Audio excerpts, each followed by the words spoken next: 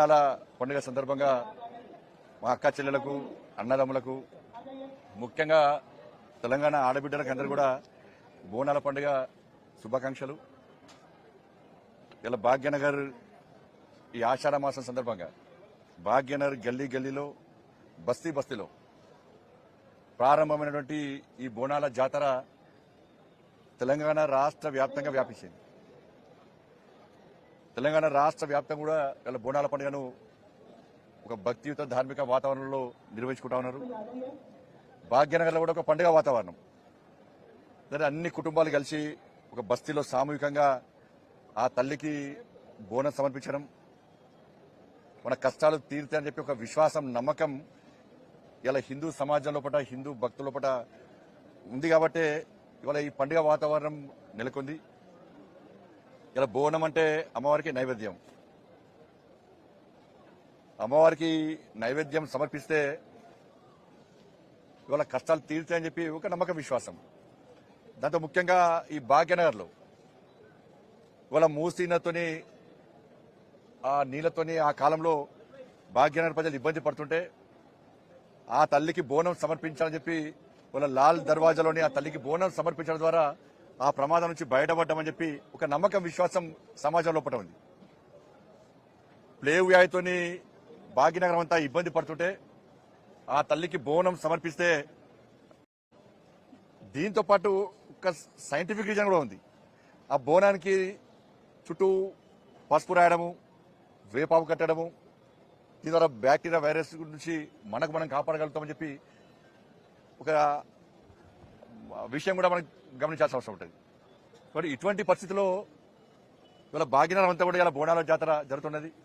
అనేక జిల్లాలో గల్లీ గల్లీలో కూడా గ్రామాల వారిగా, కుల సంఘాల వారిగా బోనాల జాతర జరుగుతున్నది.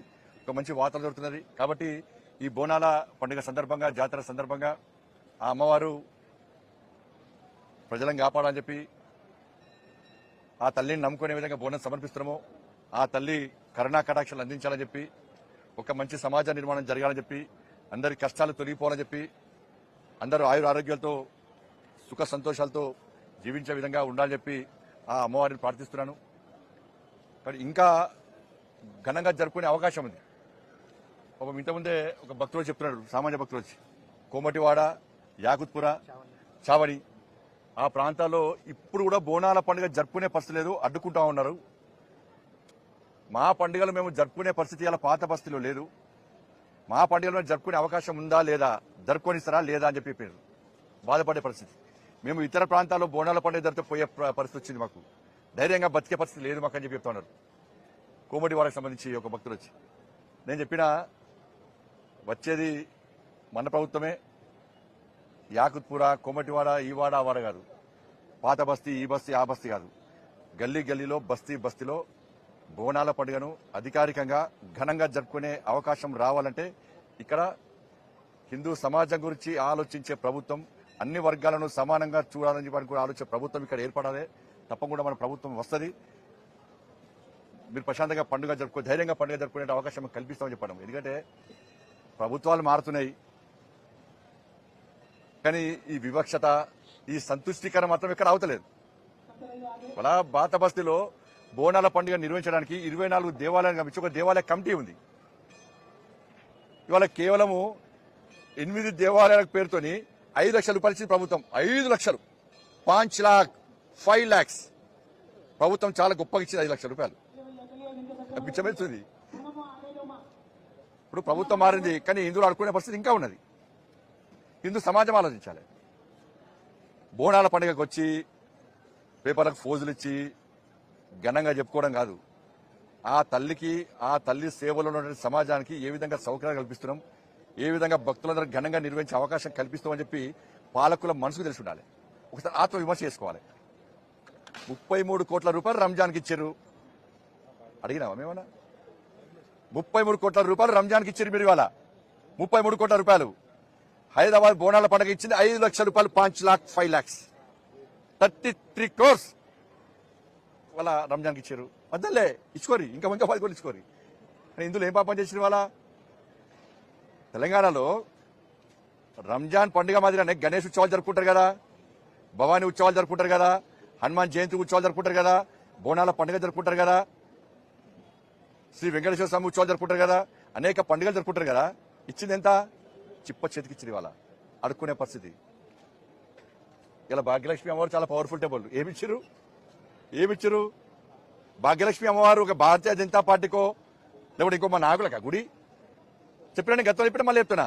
భారతీయ జనతా పార్టీ ప్రభుత్వం ఇక్కడ ఏర్పడిన వెంటనే మేము చేసేది ఈ భాగ్యలక్ష్మి అమ్మవారిని గోల్డెన్ టెంపుల్ గా మారుస్తాం. పక్కా మారుస్తాం, గోల్డెన్ టెంపుల్ గా మారుస్తుందని అనుమానం విధానం అంతకు చెప్పినా మళ్ళీ చెప్తున్నా. మరి 33 కోట్ల రూపాయలు రంజాన్కి ఇచ్చారు. ఇబ్బందులు తెచ్చుకోండి, కానీ మాకెందుకు ఏరియాలా అడుక్కోవాలి. ఇది మాట్లాడితే మరి తత్వం అంటున్నాను. ఇప్పుడు 2,40,00,000 రూపాయలు అసెంబ్లీ సాక్షిగా ప్రభుత్వం చెప్పింది. కొంచెమన్నా ఆలోచన ఉండాలి. తబ్లికే జమాత్ ఇస్తామాట. తెలంగాణకు సేవ చేశారు. ఏమన్నా తెలంగాణలో ముస్లిం సమాజాన్ని, ముస్లింలో పేదల వర్గాన్ని ఆదుకునే ప్రయత్నం చేసింది జమాతే తబ్లిక్ ఇస్లామిక్ ఆర్గనైజేషన్. అది ఇతర దేశాల్లో నిషేధింపబడిన సంస్థ. అది సరే ఇక్కడికి వచ్చి ఇలా ముస్లిం సమాజాన్ని, ముస్లిం పేదలను ఆదుకునే ప్రయత్నం చేసింది. ఈ పాత బస్తికి ముస్లిం పేదలకు సేవ చేసిరు అంటే మీరు ఇది 2,40,00,000 రూపాయలు మీరు ఇష్టమని చెప్పి అసెంబ్లీ సాక్షి చెప్పుకుంటే అంటే హిందువులు అంత పనికి రాకుండా వేరు మిగిలి హిందువులు ఓట్లేదే మీకు. ఇక బోనాల పండుగ వద్దు. ఇవాళ ఇంత స్థాయికి దిగదారితే గత పాలకుల పరిస్థితి ఏమైందో ఒకసారి అర్థం చేసుకోండి. పండుగలను, ధర్మాన్ని, సనాతన ధర్మాన్ని, దేవాలయాలను వాటి లెక్కన చూడండి. నేను మాట్లాడుతుంటే రేపు మళ్ళీ మాట్లాడతారు బండి సంజయ్ మత పక్క మాట్లాడతా. హిందూ సమాజం చెప్పాలి, బండి సంజయ్ నువ్వు మాట్లాడకు, వాళ్ళకి ఎన్ని వేల కోట్ల రూపాయలు నువ్వు మాట్లాడకు, మన పండుగలకు రూపాయి ఇవ్వకుండా మాట్లాడకు, మన దేవాలయాలు కబ్జా చేస్తాం మాట్లాడకు. పక్క మాట్లాడతాం. మేము మతాన్ని వ్యతిరేకంగా మాట్లాడలేం. ధర్మాన్ని అవమానపరిస్తే, సనాతన ధర్మాన్ని కించపరిస్తే, దేవాలయ పండుగను పాలకులు అడుచుకోకుండా పక్క మాడతాం. మరి హిందూ సమాజం ఆలోచించాలని చెప్పి సందర్భంగా విజ్ఞప్తి చేస్తున్న పాలకులు మళ్ళీ చెప్తున్నా, అన్ని వర్గాలను సమానంగా చూడండి. హిందువుల పరిస్థితి బిచ్చబతుకు ఏకుండి, అడుక్కునే పరిస్థితి తీసుకురాకండి. అన్ని వర్గాల ప్రజలు మనోభావాలు కాపాడాలని చెప్పి నేను ప్రభుత్వాన్ని డిమాండ్ చేస్తున్నా.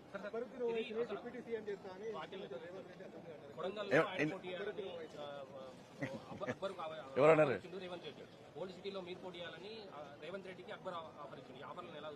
ఇప్పుడు అంకుల్ పోయి అన్నకు వచ్చింది లెక్క. ఇంతకుముందు కేసీఆర్ అంకుల్ అని వేడు కదా, ఇప్పుడు అన్నదమ్ముడ సంబంధం వచ్చింది. ఇప్పుడు మూడదానికి ఏమన్నారు వీళ్ళు? ఎంఏ పట్టలు వాళ్ళు గోడ మీద పిల్లలు. ఇటు పడితే ఇటు దుంకుతారు, ఇటు పడితే ఇటు. అధికారులు ఇవ్వాలి ఉంటే వాళ్ళకు మోస్తారు. మూడదాకా కేసీఆర్ అంకుల్ చాలా మంచోడు, ఇంద్రుడు చంద్రుడు అనే. ఇప్పుడు వీరికి తింటే కేసీఆర్ తిడతారు ఇప్పుడు. ఇక మరి వీళ్ళు నెక్స్ట్ కాంగ్రెస్ పార్టీ పరిస్థితి అదిగదే. అంతకుముందు కాంగ్రెస్ పార్టీ తిట్టే బీఆర్ఎస్ గోడెక్కిర్రు, బీఆర్ఎస్ గడిలో వేరు. ఇప్పుడు మళ్ళీ బీఆర్ఎస్ గవర్నమెంట్ లేదు కదా, వాళ్ళకి కాంగ్రెస్ గవర్నమెంట్ ఇవాళ. మరి అప్పుడు అక్బరుద్దీన్ వచ్చి ఏమనాలి? ఎస్, నా ఓల్డ్ సిటీని న్యూ సిటీగా మారుస్తా అంటే నేను దేనికైనా సిద్ధం అనాలి అన్నాడు. నా హాస్పిటల్ బాగా నడవాలి, నా వ్యాపారాలు మంచిగా జరగాలి, నేను చేసే కబ్జాలు బాగుండాలి, ఓట్స్లో కూడా ట్యాక్స్ కట్టద్దు, ట్యాక్స్ కట్టే ఆఫీసర్లు కొట్టాలి, కొట్టిన ఎవరు కేసు పెట్టద్దు. 15 నిమిషాలు సమయం ఇస్తే హిందువులను నరికి చంపుతా అన్నటువంటి వ్యక్తిని తీసుకొచ్చి కొడంగల్లో పోటీ చేస్తా అంటే గెలుపు మీద అనేది దమ్ముంటే ఏమని చెప్పు. మేమందరం కూర్చొని నిర్ణయించుకొని, మా పార్టీని నిర్ణయించుకొని కొడంగల్లో గిట్లా అక్బరుద్దీన్ వేసి పోటీ చేస్తే డిపాజిట్ రాకుండా చేసే బాధ్యత మారి ఖతర్నాక్ అభ్యర్థులు నిలబడతాం. మేము ఒక్కొక్క యువకుడు ఒక్కొక్క ఇంటికి ఇన్ఛార్జిగా వస్తాడు. మేము స్వచ్ఛందంగా వచ్చే పరిస్థితి తెలంగాణ రాష్ట్రంలో. ఒక్కొక్క యువకుడు కొడంగల్లో ఒక్కొక్క ఇంటికి ఇన్ఛార్జ్